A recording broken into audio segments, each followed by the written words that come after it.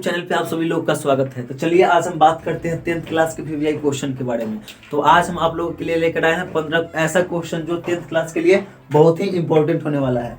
तो इस 15 क्वेश्चन में से 10 क्वेश्चन का जवाब देकर आप लोग देखेंगे क्या हम 10 क्वेश्चन का जवाब दे रहे हैं कि नहीं। तो चलिए स्टार्ट करते हैं। कौन सा पादप हार्मोन गैसीय अवस्था में पाया जाता है, यानी कौन सा ऐसा पादप हार्मोन है जो गैसीय अवस्था में पाया जाता है। पहला है एथिलीन, साइटोकाइनिन, एसिटिक अम्ल, जिबेरेलिन। तो चलिए जल्दी से इसका जवाब दीजिए तो क्या होगा।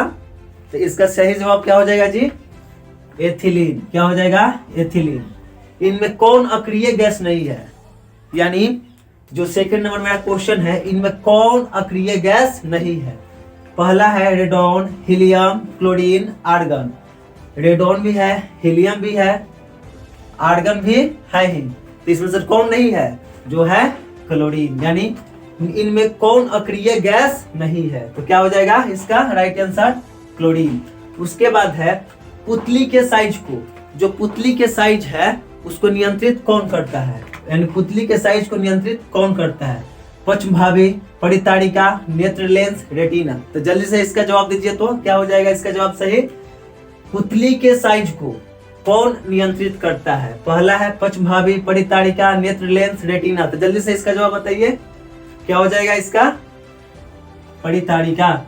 इसके बाद है क्वेश्चन, इनमें कौन सी धातु द्रव अवस्था में पाई जाती है, यानी बहुत ही आसान है क्वेश्चन ये, यानी कौन सी ऐसी धातु है जो द्रव अवस्था में पाई जाती है। पहला है सिलिकॉन, चांदी, लोहा, पारा, जिसको मरकरी भी बोलते हैं इसको, यानी इनमें कौन सा ऐसा धातु है जो द्रव अवस्था में पाया जाता है। तो क्या हो जाएगा इसका राइट आंसर, पारा।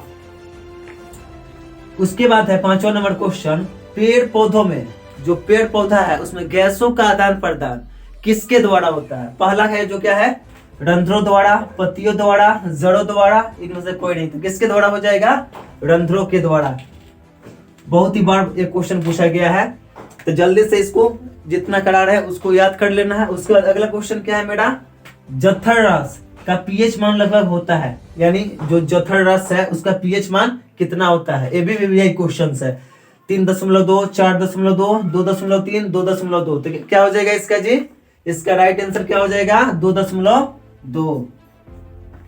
चलिए अगला क्वेश्चन, लैंगरहैंस की दीपिकाएं कहाँ पाई जाती है। जो लैंगरहैंस की दीपिकाएं है वो कहाँ पाई जाती है, वृक्क में, प्लीहा में, अग्राशय में, मस्तिष्क में। तो कहाँ पाया जाता है, जल्दी से इसका जवाब दीजिए तो।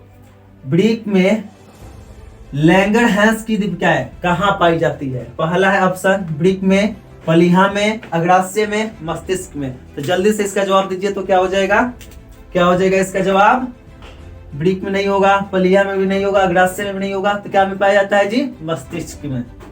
चलिए यहाँ पे उसके बाद है एसिटिक अम्ल का जो सूत्र है कौन है इसमें sir, CHOOH, CHO3OH, CH3COOH, CH3COH, यानी जो एसिटिक अम्ल है उसका सूत्र क्या है।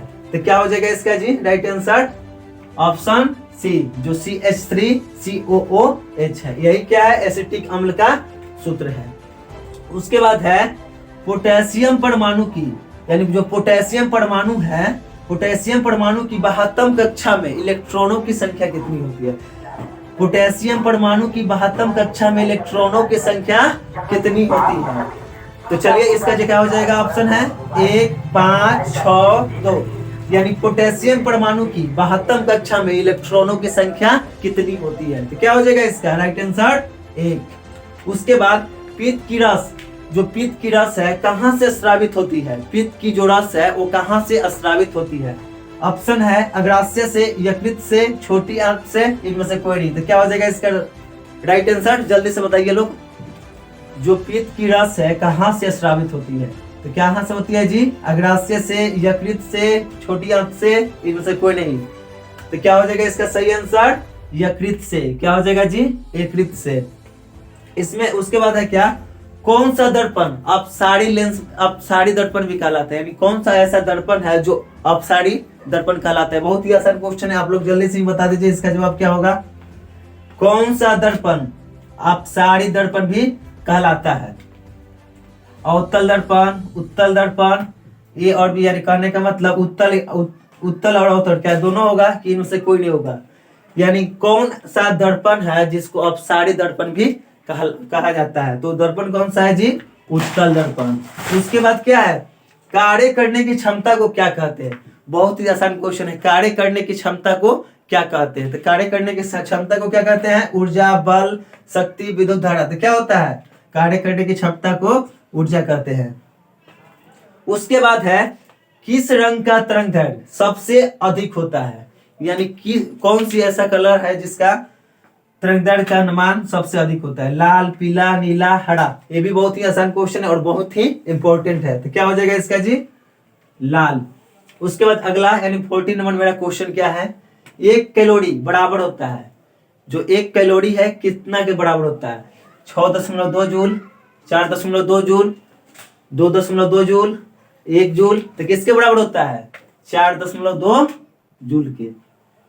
उसके बाद है 1 नैनो एम्पियर विद्युत धारा निम्न में कौन सी है, 10 के पावर -4 एम्पियर है कि 10 के पावर -5 एम्पियर है कि 10 के पावर -6 एम्पियर है कि 10 के पावर -9 एम्पियर है। तो इसका राइट आंसर क्या हो जाएगा जी, 1 नैनो एम्पियर विद्युत धारा निम्न में कौन सी है, तो कौन सी हो जाएगा, 10 के पावर -9 एम्पियर, ये वाला राइट आंसर हो जाएगा मेरा। चलिए तो एक होमवर्क में इसको नोट कर लीजिए और इसको बना के बताइए कि इसका राइट आंसर क्या होगा। ऑप्शन अगर ए होगा तो ए लिखना है, बी होगा तो बी लिखना है। लेंस की क्षमता का सही मात्रक क्या होता है, सेंटीमीटर कि पर मीटर यानी 1/मीटर कि पर सेंटीमीटर यानी 1/सेंटीमीटर कि केवल मीटर होगा। इसको अगला जो वीडियो होगा इसमें इसका सॉल्यूशन हम दे देंगे, इसको कमेंट में जरूर लिखिए।